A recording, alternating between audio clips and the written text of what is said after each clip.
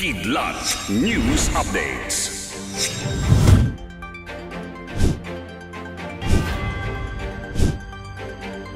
Ako po si Cesar Soriano, kasama ang buong puwersa ng Kidlat News Channel para ihatid ang nangungunang mga balita sa buong kapuluan ngayon. Inaprubahan na ng National Capital Region Police Office o NCRPO ang pagsibak sa 8 pulis na votas na bumaril sa 17 anyos na binatilong si Jemboy Baltazar. Kinumpirma ito ngayong araw ni NCRPO spokesperson Police Lieutenant Colonel Eunice Salas matapos irekomenda ng Philippine National Police Internal Affairs Services ang dismissal order sa naturang mga pulis. Ayon kay Salas, mayroon lamang 10 araw ang 8 pulis upang magsumite ng motion for reconsideration sa dismissal order laban sa kanila. Ang mga na-dismiss na pulis ay may salang grave neglect of duty at grave irregularity in the performance of duty, conduct of unbecoming of a police officer. Natuklasan ng Presidential Anti-Organized Crime Commission na may gadget na kayang makapagparehistro ng higit 60 SIM card ng sabay-sabay. Ayon kay PAOCC Executive Director Undersecretary Gilbert Cruz, kinumpiska na nila ang ganitong gamit na nabibili lamang online. Dahil dito, nanawagan si Cruz na pansamantalang itigil ang online SIM card registration.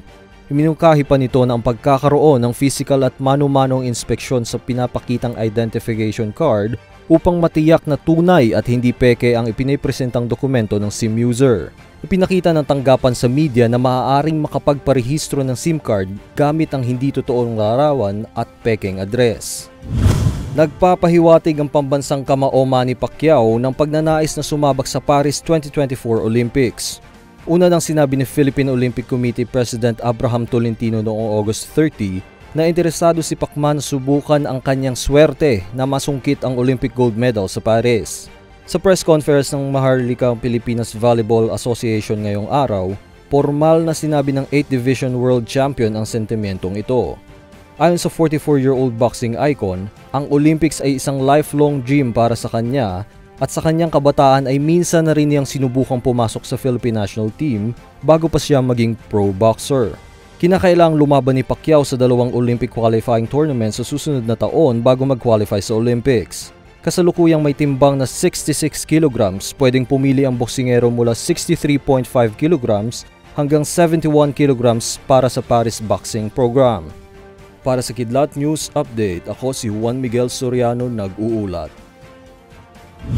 At inyo pong natungayan ang mga headlines sa nakalipas na oras. Manatiling nakatutok para sa mga susunod na updates at breaking news. Ako po si Cesar Soriano, kasama nyo sa bawat pagputok ng balita.